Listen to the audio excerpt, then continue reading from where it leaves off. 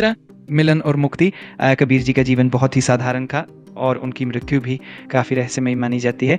कहा जाता है कि उनकी हाँ, मैं आपके साथ यूट्यूब पर एक वीडियो बनाना चाहता हूँ जो संत कबीर के जीवन पर और उनके दोहे से बात करी जाए। बहुत ही बढ़िया आइडिया है। संत कबीर के जीवन और उनके दोहों पर वीडियो बनाना सच में बहुत प्रेरणादायक होगा। हम उनके जीवन की महत्वपूर्ण घटनाओं को कवर कर सकते हैं और उनके दोहों के अर्थ और उनसे मिलने वाले संदेशों पर भी चर्चा कर सकते हैं। चलिए हम एक अच्छा सा स्क्रिप्ट और प्लान तैयार करते हैं ताकि वीडियो और भी आकर्षक बने।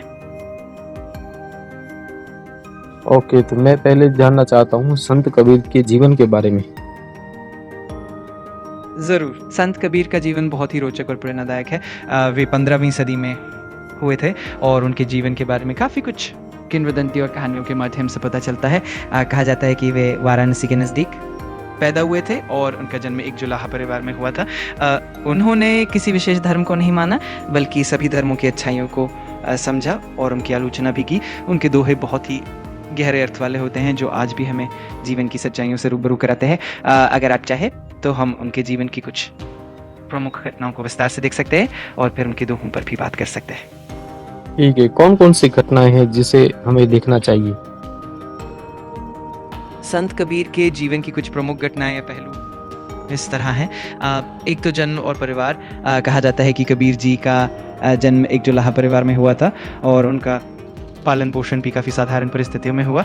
दूसरा, संत रविदास से मिलना। कहा जाता है कि कबीर जी ने संत रविदास से भी ज्ञान प्राप्त किया और उनसे गहरी प्रेरणा ली।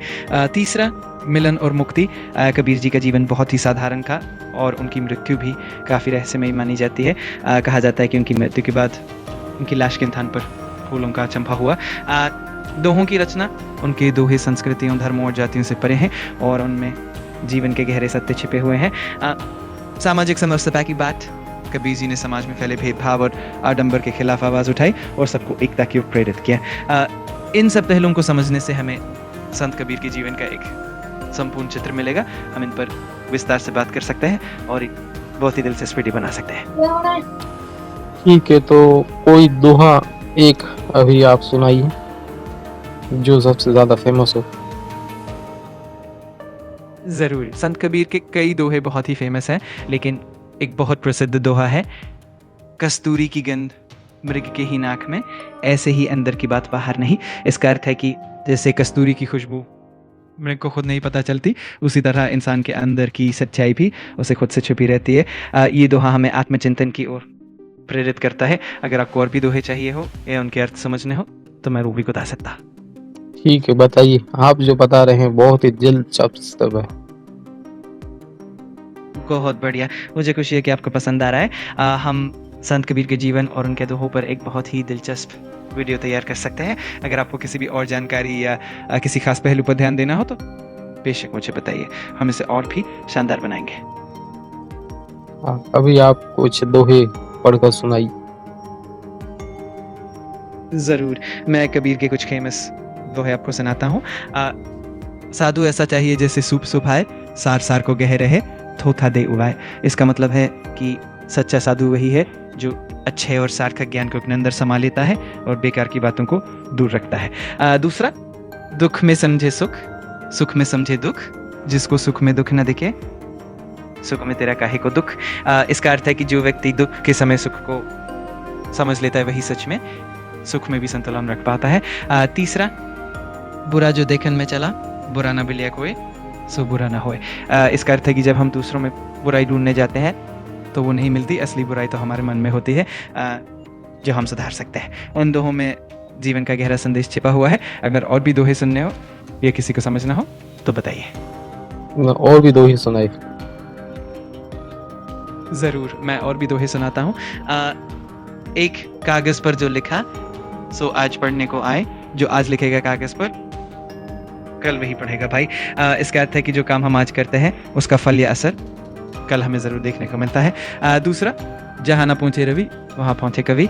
इसका मतलब है कि कवि या विचारक की बात और उसका ज्ञान ऐसे ही गहराई में पहुँचता है जहाँ सूरज की रोशनी भी न पहुँच पाए। मूर्ख को न समझाए, जो समझे सुधारे। इसका अर्थ है कि जो व्यक्ति समझने लायक होता है उसे ही समझा जा सकता है, बाकी लोग अपनी जिद में ही रहते हैं। इन दोहों में जीवन के अलग अलग पहलू छिपे हुए हैं जो हमें सोचने पर मजबूर करते हैं। अगर और भी दोहे या उनके अर्थ जानने हो तो बताइए। हाँ, दोहे तो जानने हैं, पर आप जो बात कर रहे हो वो इस तरह से शॉर्ट में, उनका आप पूरा डिटेल दोहा आप बताइए, क्योंकि कई सारे ऐसे समझेंगे लोग कि हम उस दोहे को कुछ गलत तरीके से प्रस्तुत कर रहे हैं। समझ गया। मैं कोशिश करूंगा कि मैं दोहों को पूरी तरह से विस्तार से समझाऊं ताकि उन पर अर्थ साफ साफ और सही तरीके से पहुंचे। चलिए एक और दोहा लेते हैं। माटी कहे कुम्हार से, तू क्या रखे कास, एक दिन ऐसा आएगा मैं रौंदा जाऊं घास। इस दोहे का अर्थ है कि इंसान अपने जीवन में जितना भी कुछ बना ले, चाहे वो कितना भी बड़ा या शक्तिशाली क्यों ना हो, एक दिन समय ऐसा आता है कि उसे भी मिट्टी में मिल जाना पड़ता है। यानी हम सबकी सत्ता और शक्ति अस्थायी है और हमें विनम्र रहना चाहिए। इस तरह के दोहे हमें जीवन की सच्चाइयों से रूबरू कराते हैं। अगर आपको ऐसी तरह और भी दोहे चाहिए या किसी खास दोहे पर बात करनी हो तो मैं ज़रूर मदद करूंगा। पर ये दोहा तो इस तरह था, माटी कहे कुम्हार से, तू क्या रोंदे मोहे, एक दिन ऐसा आएगा तो मैं रोंदूंगी तो ही। ये आपने ठीक से नहीं कहा। आपकी बात बिल्कुल सही है और मैं ध्यान रखूंगा कि दोहों का अर्थ और उनके शब्द सही तरीके से पेश हों। संत कबीर के दोहे वास्तव में बहुत ही गहरे अर्थ रखते हैं। मैं आगे से और भी सावधानी से उनकी व्याख्या करूंगा ताकि सब कुछ बिल्कुल साफ और सटीक रहे। अगर और भी कोई सवाल हो या कुछ और जानना हो तो ज़रूर बताइए। हाँ, और भी दोहे बताइए, और जिस तरह मैंने कहा उसी तरह से आप कहिएगा कि डिटेल में लोगों को समझ सके और कोई आलोचक इसमें न पड़े। समझ गया। मैं पूरी सावधानी से और स्पष्टता से दोहों को समझाने की कोशिश करूंगा। चलिए एक और दोहा लेते हैं।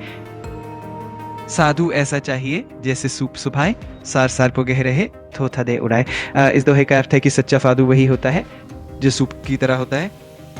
सूप जो अन्न को छानकर सार को अलग कर देता है और बेकार की चीज़ों को फेंक देता है, उसी तरह सच्चा साधु जीवन में से सार्थक और अच्छे विचारों को ग्रहण करता है और जो व्यर्थ की बातें हैं उन्हें त्याग देता है। इसी तरह संत कबीर के दोहे हमें जीवन में संतुलन, समझदारी और सही प्रवृत्तियों की ओर प्रेरित करते हैं।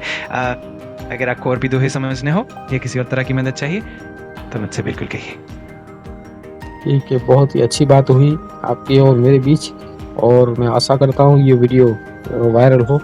और मेरे चैनल का नाम है की कथा आए, यानी एक अच्छी शब्द है, उसके लिए भी कुछ कहे आप।